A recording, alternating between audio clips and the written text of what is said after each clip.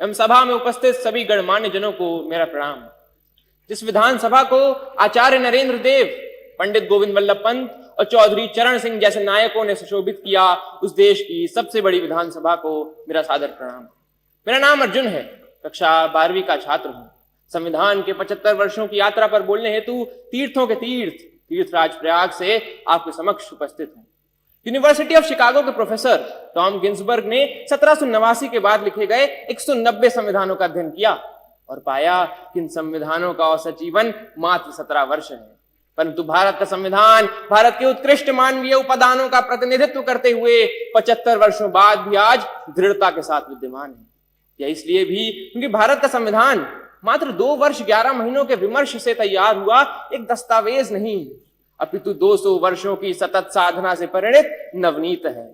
ये यात्रा एक राष्ट्र के रूप में हमारी आत्मा का, हमारी सामूहिकता का उत्सव है। प्रसिद्ध जर्मन दार्शनिक इमैनुअल कांट ने अपनी पुस्तक क्रिटिक ऑफ प्रैक्टिकल रीजन में लिखा था कि constitution to be just must achieve the highest level of possible freedom for human individuals. Kant की इसी वैचारिकता को अपनी समस्त समग्रता में समेटने का काम संविधान ने किया और एक समावेशी लोकतंत्र संजोया।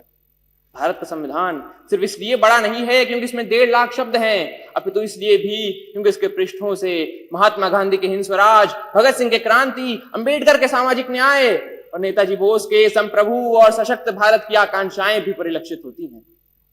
संविधान की यात्रा सरल नहीं रही है। अगर इसने 24 अप्रैल 1973 को केशवानंद भारती निर्णय के रूप में रक्षा का प्रयास देखा, तो 1975 में आपातकाल के रूप में प्रहार भी देखा। संविधान हमारा वह दर्पण है जिसमें हम अपने अतीत को देखते हैं, वर्तमान को समझते हैं और भविष्य को गढ़ते हैं। हमें यह भी समझना होगा कि संविधान साधन है, साध्य नहीं।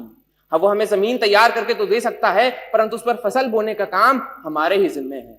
ऐसे में हमें समझना होगा कि हमें एक ऐसे राष्ट्र का निर्माण करना है इसके 6 स्तंभ हों: समता, समृद्धि, समन्वय, संस्कृति, सेवा और समर्पण। एक ऐसा भारत जहां हर व्यक्ति कह सके मैं भारत हूं और भारत मुझ में। जहां विश्व में तमाम जगह संवैधानिक मूल्यों के लिए, मताधिकार के लिए आंदोलन देखे गए, वहीं भारत में सहजता से प्राप्त मताधिकार एवं मौलिक अधिकारों ने शक्ति का संचार किया। हमारा ये कर्तव्य है कि हम एक ऐसे राष्ट्र का निर्माण करें जिसमें हर हाथ को अवसर मिले, हर सपने को ऊंचाई मिले और उसे पूरे करने का नैतिक साहस मिले। अंत में इतना ही कि हमने तहरीर की है कागजों पर सदियों की बातें, हमने तहरीर की है कागजों पर सदियों की बातें। संविधान यूं ही नहीं, हर लफ्ज में एक कौम की सांसें। धन्यवाद।